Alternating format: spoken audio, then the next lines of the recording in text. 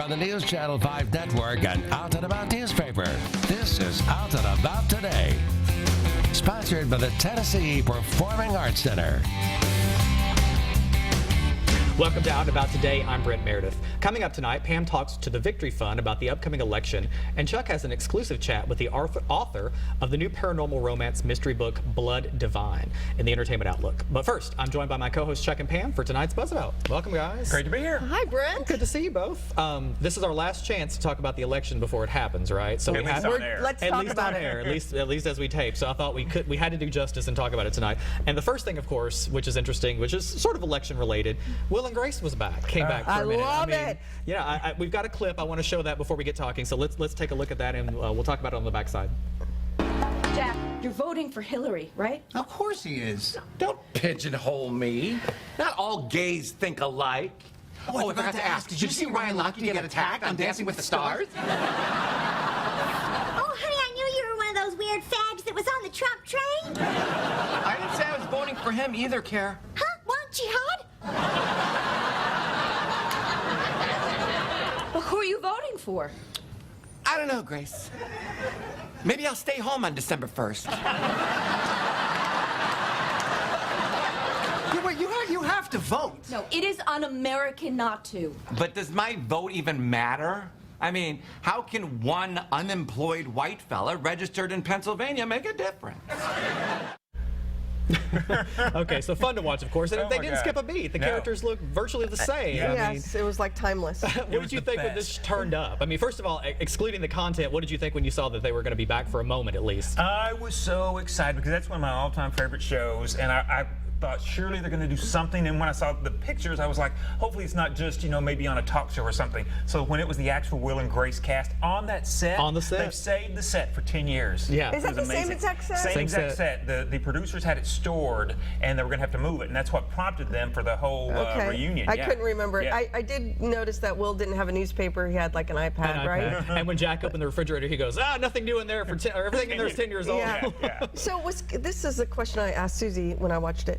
Was Karen that mean in the show? I don't remember Oh, yeah, her. yeah. She was that mean. yeah. She was very mean. She was sort of like that counterpoint to them. racist? Yeah, I don't remember Oh my that. gosh, yeah, because Rosie and her were always doing I know, that. but that's different. That's at least a personal relationship. I don't know. But you know That what? was- That begs yeah. a good question, though. Is like, did they sort of personify the characters a little differently, given now that they're Change- talking to a newer audience or Right. to an audience that's 10 years And I further think it down was the to make road? the point too, Sure. of the Trump thing. Exaggerated, yeah. Yeah, because the name of the clip was Hot Food, which I guess was to throw folks off. But I mean, when you actually saw the content of it, were you surprised at any of it? I mean, it was kind of, everybody kind of fell in line with who you thought they would. But what does it say? Because celebrities often endorse candidates and get behind certain things. But what does it say when a group, a show, after a 10-year hiatus, gets together to just talk about the election? What does that say? I think it says that they believe this is the most important election. That's what I think. I do too. I thought the same Yeah. thing. These are four major actors, and from a major show, and they put all this time into it to basically, say we're supporting Hillary, and it's important. Yeah, and I think that, and you guys think about past elections when you thought the person you were voting for might not win, and how you felt about that, right? Yeah.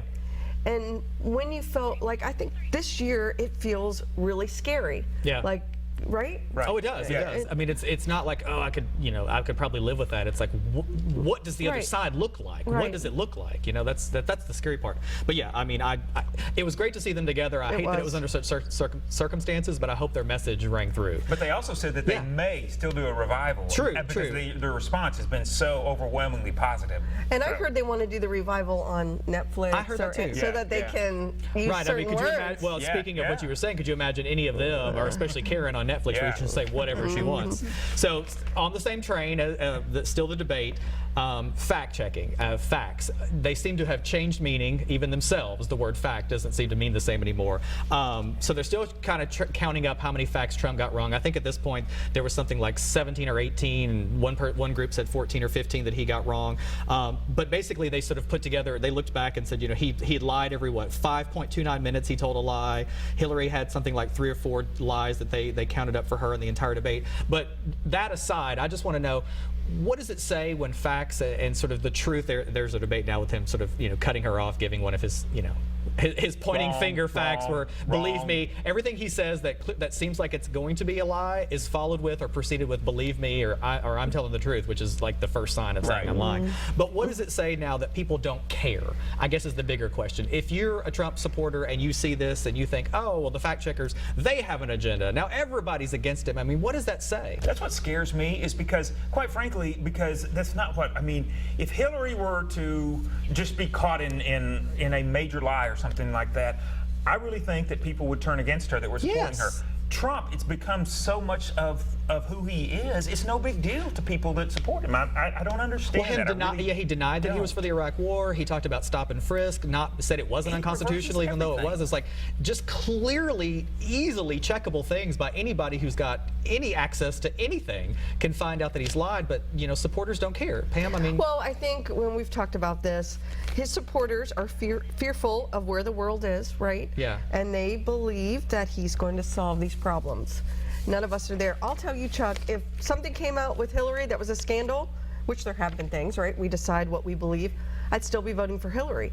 Like, nothing's going to change my mind. Not one thing. yeah. And maybe it's the people, though, who are kind of on that fence area. I think they would just totally turn, whereas if you were on the fence for Trump and he continued to lie, I don't think it would change anybody's mind there. Gotcha. And maybe we've got about 30 seconds, but to sort of push the point even more, I mean, it seems like in the past, facts were actually equated a little bit more. I mean, if both candidates, we always assume that candidates stretch the truth and whatnot, and they're called to task, and then they say, well, I'm sorry, but he never apologizes for it. He even tried to make up a lie that his microphone wasn't working because he didn't like the fact that people attacked him because he was sniffling. Right. It's like, so now it's the microphone's fault. Right. So it's just crazy. Anyway, we're about out of time. I'm sorry to cut you off, but facts mean something. They do. You're right. And when we come back, Pam has a look at how the Victory Fund is dealing with this unique nature of this election. Stay with us.